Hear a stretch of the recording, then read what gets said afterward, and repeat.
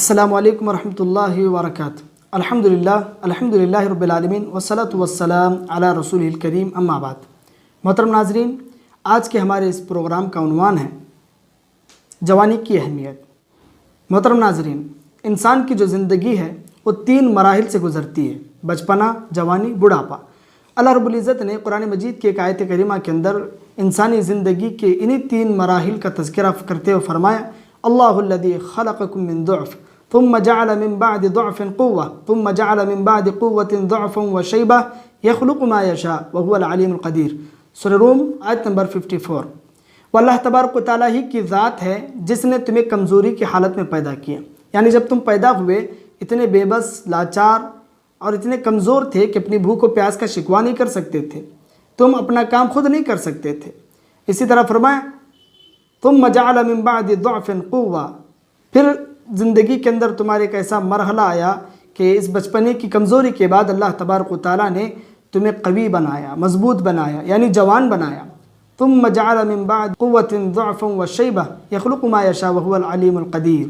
پھر جوانی کی اس طاقت کے بعد، قوت کے بعد ایک دور تم پر ایسا آئے گا کہ تم کمزور ہو جاؤ گے، تمہارے بال پک جائیں گے، تم بوڑھے ہو جاؤ گے۔ تو محترم ناظرین، اللہ تبارک و تعالیٰ نے اس ایک آیت کریمہ کے اندر انسانی زندگی کے 3 مراحل کا تذکرہ فرمایا۔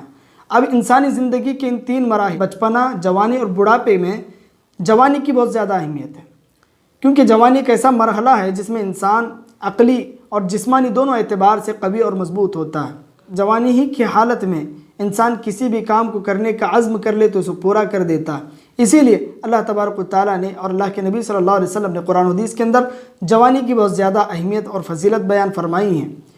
جوانی اتنی اہم ہے کہ روز قیامت ہر انسان کو اس کی جوانی کے متعلق ضرور سوال کیا جائے گا۔ پیارے نبی صلی اللہ علیہ وسلم نے فرمایا: تزول قدم ابن آدم یوم القیامہ من عند ربہ حتی یسأل عن 5 عن عمره فیما افنہ وعن شبابہ فیما ابلہ ومن مالہ این اکتسبہ فیما انفقہ وماذا عمل فیما علم۔ ترمذی حدیث نمبر 2416۔